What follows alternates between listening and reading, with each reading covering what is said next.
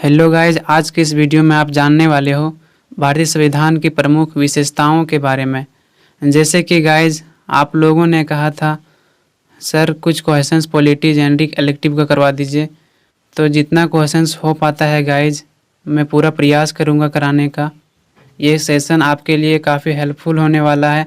साथ ही गाइज ये सेशन जो है काफ़ी इंटरेस्टिंग होने वाला है। तो चलिए आज के सेशन को शुरुआत करते हैं। सबसे पहले गाइज आपको परिचय देने हैं। भारत का संविधान जो है 26 जनवरी 1950 को लागू हुआ था पूरे देश में। यह दुनिया का सबसे विस्तृत एवं लिखित संविधान है जिसमें 395 अनुच्छेद, 22 भाग और 8 अनुसूचियाँ थी। यानी जब भारतीय संविधान को लागू किया गया था उस समय 395 अनुच्छेद थी, 22 भाग था और 8 अनुसूचियाँ थी।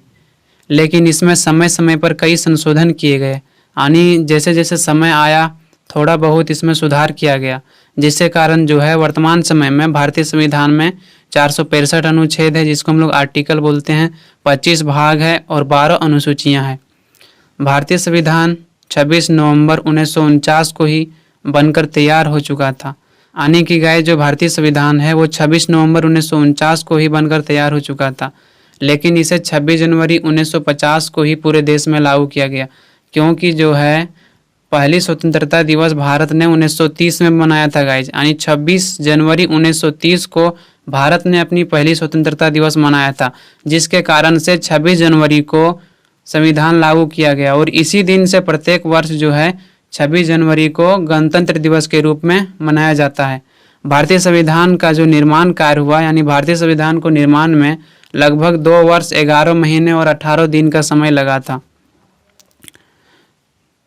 इसके अंतर्गत जो है गाइस कार्यपालिका, विधायिका, न्यायपालिका, नागरिकों के मौलिक अधिकार, मौलिक कर्तव्य इत्यादि के विषय में स्पष्ट उल्लेख किया गया है। इसमें यह कहा गया है गाइस, जैसे कि जो भारतीय संविधान है उसमें कार्यपालिका के बारे में चर्चा है, विधायिका के बारे में चर्चा है, न्यायपालिका के बारे में बताया गया है, नागरिकों के मौलिक अधिकार के बारे में बताया गया। मौलिक अधिकार वैसे अधिकार को कहा जाता है जिसे आपका कोई व्यक्ति नहीं छीन सकता है, लेकिन आपको सरकार छीन सकती है, उसे मौलिक अधिकार हम लोग कहते हैं। उसके बाद गाइज हम लोग जानने वाले हैं भारतीय संविधान के जो विशेषताएं हैं उसके बारे में। तो चलिए हम लोग जानते हैं इसके कुछ विशेषताओं के बारे में। संविधान की प्रस्तावना लिखना है। भारतीय संविधान की जो प्रस्तावना है पंडित जवाहरलाल नेहरू द्वारा तैयार किया गया था, जो इसके जो है उद्देशिका प्रस्ताव पर आधारित है, जिसे 26 जनवरी 1947 को संविधान सभा में प्रस्तुत किया गया था, अपनाया गया था। इसे भारतीय संविधान की आत्मा भी कहा जाता है। प्रस्तावना संविधान का एक अभिन्न अंग है। इसके अंतर्गत संपूर्ण प्रभुत्व संपन्न समाजवादी, पंथ निरपेक्ष, लोकतांत्रिक, गणराज्य इत्यादि के बारे में चर्चा किया गया है। यानी कि जो भारतीय संविधान की प्रस्तावना है गाइज काफ़ी महत्वपूर्ण है। जिस प्रकार से कोई बुक का पृष्ठ होता है, यानी फर्स्ट चैप्टर पर सारे चैप्टर लिखे होते हैं, उसी प्रकार से एक तरह से भारतीय संविधान का जो प्रस्तावना है उसमें सभी चीज़ों का चर्चा किया गया है। उसके बाद है गाइज कि 1976 में जो है 42वें संविधान संशोधन अधिनियम द्वारा प्रस्तावना में संशोधन किया गया। संशोधन मतलब होता है जब हम किसी भी चीज़ में सुधार करते हैं, जिसमें 3 नए शब्द को जोड़ा गया, जैसे समाजवादी, धर्मनिरपेक्ष और अखंडता को जोड़ा गया। अब तक केवल भारतीय संविधान के प्रस्तावना में एक ही बार संशोधन किया गया, यानी एक ही बार सुधार किया गया है। धर्मनिरपेक्ष मतलब होता है गाइस जैसे कि सभी धर्मों के प्रति समान अधिकार देना, किसी एक विशेष धर्म की प्रधानता ना होना। उसके बाद आपको गाइस संविधान के स्रोत जानने हैं। भारतीय संविधान में विभिन्न देशों में कुछ महत्वपूर्ण प्रावधान लिए गए हैं और देश के उपयोग एवं ज़रूरतों के अनुसार उसमें संशोधन किया गया है। भारतीय संविधान का अधिकतर जो भाग है भारत सरकार अधिनियम 1935 से लिया गया है। यानी कि गाइस भारत का जो संविधान है उनमें से जो कुछ महत्वपूर्ण प्रावधान है वह अन्य देशों से लिया गया है। इनमें जो है 1935 में भारत सरकार अधिनियम आया था, उस समय जो भारत ने अपना पहला संविधान निर्माण किया था उसी से अधिकतर भाग को इसमें जोड़ा गया भारतीय संविधान में। भारतीय संविधान में कुछ महत्वपूर्ण प्रावधान जो है अनेक देश से लिया गया है, क्योंकि जब भारत का संविधान निर्माण हो रहा था उस समय कई ऐसे राष्ट्र थे जिनका संविधान निर्माण हो चुका था। इसीलिए जब भारत में संविधान निर्माण की तैयारी हो रही थी तब अधिक से अधिक देशों यानी अनेक से अनेक देशों का संविधान का अध्ययन किया गया और जो कुछ महत्वपूर्ण लगा उसके संविधान से भारतीय संविधान में संशोधन करके जोड़ दिया गया। भारतीय संविधान में सरकार की संसदीय प्रणाली और जो कानून के नियम जैसे प्रावधान है यूनाइटेड किंगडम से लिया गया है। यूनाइटेड किंगडम मतलब होता है ब्रिटेन से लिया गया है। उसके बाद है गाइस कठोरता और लचीलापन। भारत का जो संविधान है वो ना तो ज़्यादा कठोर है और ना ही ज़्यादा लचीलापन है, बल्कि दोनों का मिश्रण है। अन्य अगर हम साधारण शब्दों में बात करें गाइस कि कठोरता मतलब क्या होता है, तो कठोरता का अर्थ होता है कि जिनका हम संशोधन कर सकते हैं लेकिन उसको विशेष प्रक्रिया द्वारा किया जाता है।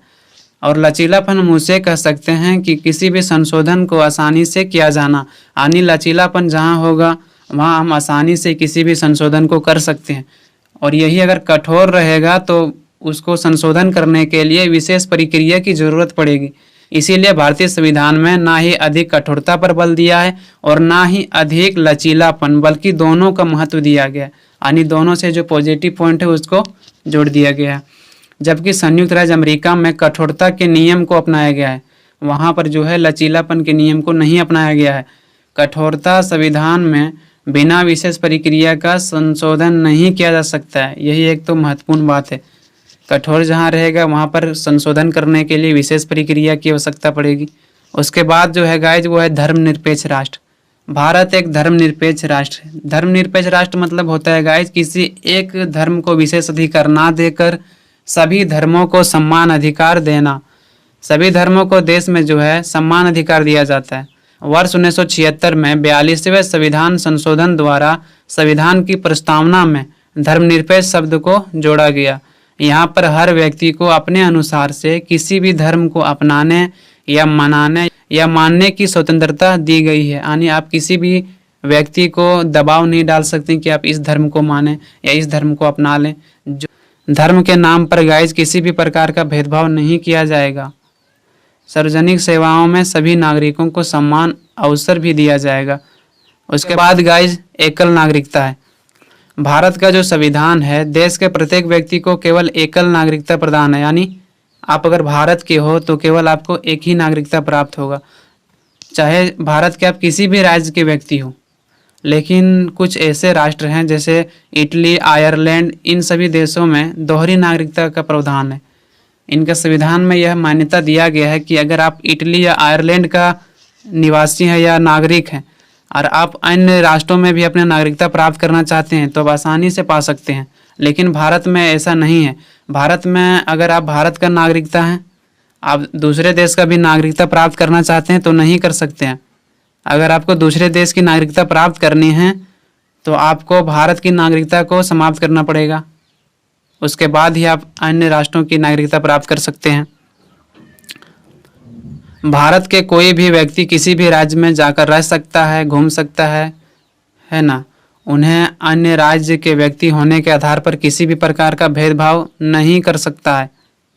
उसके बाद है गाइज एकीकृत और स्वतंत्र न्यायपालिका।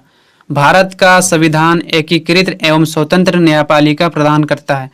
जो सुप्रीम कोर्ट होता है भारत का सर्वोच्च न्यायालय होता है। इससे भारत के सभी न्यायालयों पर अधिकार प्राप्त है। यहाँ पर जो है गाइज भारत में एक ही न्यायपालिका को अपनाया गया है, जबकि अमेरिका जैसे देशों में दोहरी न्यायपालिका को अपनाया गया है। भारत में राज्य स्तर पर उच्च न्यायालय है तथा जो केंद्र स्तर पर है सर्वोच्च न्यायालय, जिसे हम लोग सुप्रीम कोर्ट कहते हैं। उच्च न्यायालय मतलब हाई कोर्ट। यदि राज्य के किसी भी समस्याओं को उच्च न्यायालय समाधान नहीं कर सकता है, यानी हाई कोर्ट समाधान नहीं कर सकता है, तो आप उसे सर्वोच्च न्यायालय में भी पेश कर सकते हैं। आपके पास यह अधिकार है कि आप उसे सर्वोच्च न्यायालय में पेश कर सकते हैं। भारत में सर्वोच्च न्यायालय का अंतिम फैसला माना जाता है। इसे सभी भारतीय नागरिकों को मानना ही पड़ेगा। यानी जो सुप्रीम कोर्ट होता है भारत का सर्वोच्च न्यायालय है, उनका जो फैसला होगा वह अंतिम फैसला होगा। उसके बाद है गाइज माताधिकार का अधिकार प्राप्त होना, यानी भारत में सभी को माताधिकार देने का अधिकार प्राप्त है। माताधिकार हम उसे कहते हैं जैसे वोट देना, चाहे वह महिला हो या पुरुष हो, कोई भी हो, अगर उसकी आयु 18 वर्ष है उसके बाद वह माताधिकार दे सकता है, यानी वोट दे सकता है। कई ऐसे देश हैं जहाँ पर केवल शिक्षित लोग को ही वोट देने का अधिकार प्राप्त है, लेकिन भारत में ऐसा बिल्कुल नहीं है। भारत में चाहे आप शिक्षित हो या अशिक्षित हो, सभी को वोट देने का अधिकार प्राप्त है। उम्मीद करता हूँ गाइज आप लोगों को समझ में आया होगा। वीडियो को एंडिंग करने से पहले गाइज मैं आप लोगों को बताना चाहूँगा, आप लोगों ने जो प्यार दिया, आप लोगों ने जो सपोर्ट किया, इसके कारण आज 1K सब्सक्राइबर पूरा होता है गाइज। आप लोगों ने जो प्यार दिया गाइज, इसके लिए आप सभी को बहुत बहुत धन्यवाद। मेरा केवल एक ही उद्देश्य है कि मैं आप लोगों को बेस्ट से बेस्ट कंटेंट दूं, जिससे आपको रटना ना पड़े, आपको आसानी से याद हो जाए। गाइज मैं आज खुश होकर भी बहुत दुखी हूं, क्योंकि आप लोगों का आज मैंने क्वेश्चंस देखा था, जिनमें से अगर ऑब्जेक्टिव की बात करें गाइज, तो उनमें से मैंने जितने क्वेश्चंस बताए थे ऑब्जेक्टिव में, उनमें से 5 क्वेश्चंस आए। जैसे कि वार्षे संधि कहाँ हुआ था, तो आप लोगों को बताया था कि पेरिस में हुआ था 1919 में।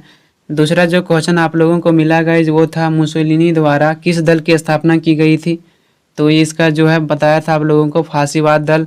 आप लोगों को कंफ्यूज करने के लिए गाइज फासिस्ट दल दे दिया गया था, बाकी सेम था। उसके बाद जो है द्वितीय विश्व युद्ध किस वर्ष प्रारंभ हुआ था, इस क्वेश्चन को भी मैंने बताया था गाइज 1939। जिन लोगों ने कल के ऑब्जेक्टिव क्वेश्चन देखे होंगे MCQ, वो 5 तो सही कर ही लिए होंगे। उसके बाद मैंने बताया था गाइज कि नागासाकी पर जो है संयुक्त राज्य अमेरिका ने कब एटम बम गिराया था। मैंने बताया भी था कि काफ़ी इंपॉर्टेंट है, जिन लोगों ने अगर ध्यान से देखा होगा वो तो कर ही लिया होगा। उसके बाद बताया था गाइज कि प्रथम विश्व युद्ध की जो है समाप्ति कब हुई थी, 1918 में हुई थी। इस प्रकार गाइज मैंने जितने क्वेश्चंस बताए उनमें से 5 क्वेश्चंस आपको ऑब्जेक्टिव मिले। और अगर थ्योरी की बात करें गाइज, तो मुझे काफ़ी दुखी हुआ, क्योंकि मैंने आप लोगों को केवल 5 ही क्वेश्चंस बता पाए थे, जिनमें से आपको 2 क्वेश्चंस मिले बिस्मार्क की विदेश नीति के बारे में वर्णन करें, और दूसरा जो आपको मिला गाइज वो प्रथम विश्व युद्ध के क्या प्रभाव थे। एक्चुअली गाइज ये जो 2 क्वेश्चंस है मैंने अपने अनुसार करवाया था, बाकी आप लोग जो 3 क्वेश्चंस करवाने बोले थे, बर्लिन कांग्रेस, पेरिस शांति सम्मेलन और एक तो सेकेंड वर्ल्ड वार, ये आप लोगों ने काफ़ी रिक्वेस्ट किया था सर इस पर बता दीजिए, इसीलिए मैंने उस क्वेश्चन को करवाया था।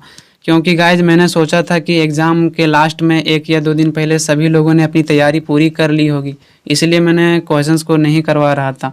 इस बार के लिए आप सभी से क्षमा चाहूँगा गाइज। नेक्स्ट सेमेस्टर में आपको 1 मंथ पहले से पढ़ाया जाएगा और सारे क्वेश्चंस कवर करवाए जाएंगे, जिससे आपका एक भी क्वेश्चन नहीं छूटेगा। साथ ही गाइज आप लोगों को अगर अच्छे से तैयारी करना है, आपको अच्छे मार्क्स लाने हैं, तो 1 मंथ पहले तो पढ़ना ही पड़ेगा गाइज। एग्ज़ाम के 1-2 दिन में आप कितना तैयारी कर सकते हो। आप लोगों ने तो काफ़ी क्वेश्चंस बताने के लिए कहा था, लेकिन आपको समझना पड़ेगा गाइज, जैसे कि मेरे पास भी टाइम नहीं मिल पाता है। जहाँ तक हो पाता है मैं आप लोगों को क्वेश्चंस कराता हूँ। अब जैसे कि आप लोगों का एग्ज़ाम पॉलिटी का जहाँ तक मुझे पता है 15 सितंबर को है, तो मैं 2 दिन में जहाँ तक हो सके क्वेश्चंस करवा दूंगा। लेकिन आप अगर चाहते हो कि हर एक क्वेश्चन टच करे, तो आपको पूरा पढ़ना ही पड़ेगा गाइज। जैसे कि मैंने इसको 2 दिन से आप लोगों को पढ़ाया, तो इनमें से अगर 5 ऑब्जेक्टिव मिल गए और 2 आपको थ्योरी मिल गए, तो यही बड़ी बात है।